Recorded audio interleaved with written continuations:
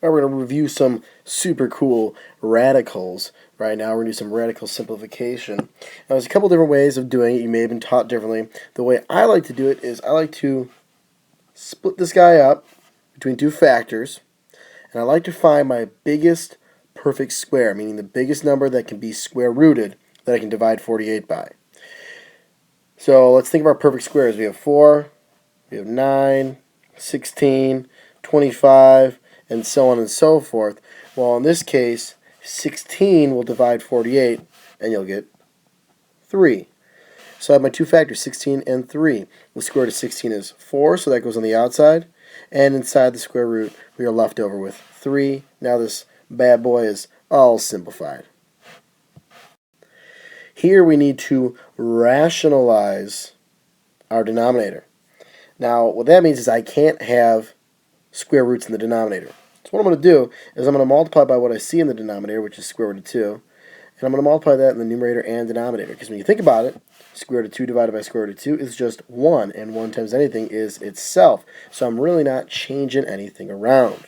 When I do this, I get 4 square root 2 over, well, square root of 2 times square root of 2 is square root of 4, which is 2. And of course, I have to simplify. This 2 and this 4 will simplify to 2, and then I have my square root of 2 left over. There we go. Keep in mind, inside the radical doesn't mix with anything outside of the radical. This stays in the house. These are out of the house. They don't get to hang out with each other. So sad. When dealing with adding and subtracting with radicals, think of it as much like adding and subtracting with variables, like an x or a y or a z. You can combine your like terms. Now, the 3 here, the square root of 3 and the square root of 3, these are like terms because their radicals are like. So I can add those together. And I'm going to have negative 3 square root of 3, because 4 and negative 7 gives me negative 3. And then left over I have the plus 2 square root 5. And there's my final answer. Now, sometimes these problems are a little bit trickier. Notice here I don't have any like radicals, but I could probably simplify all these by using that super cool technique that Mr. Allen taught us in the first problem.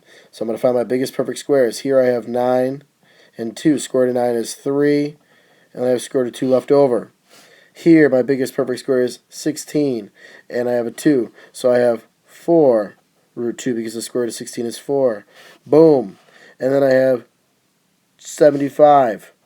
Well, the biggest perfect square there is 25, and I'm left over with 3, so I'm going to have 5, because the square root of 25 is 5, root 3. Well, I have a couple like terms here, so I'm going to have 7 root 2 plus 5 square root 3. Isn't that fun? Last one, and this is a tricky one. It will often get people all the time. They think, oh, square root of 9 is 3 plus square root of 15, so 3 plus square root of 15, big deal, whatever. No. I need to add these two together. And I'm going to have 9 plus 15 is 24. Now I need to simplify that. I'm going to find my biggest perfect square I can take out of 24. Well, that's 4 and 6 here. Square root of 4 is 2, and I'm left over with the square root of 6. Now I want to throw a different scenario in here that will often throw students off.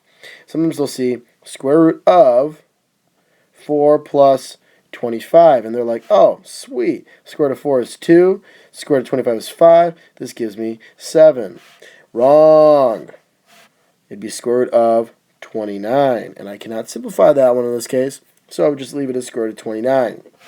If you try plugging this into your calculator right here, and I know you guys think that your calculator is the end-all be-all, and that's the only thing that you trust, so why don't you try it? Plug this into your calculator, square root of 4 plus 25, and you're going to get square root of 29, or some decimal, which is the square root of 29. You're not going to get 7. No way. I'll bet you $1 million.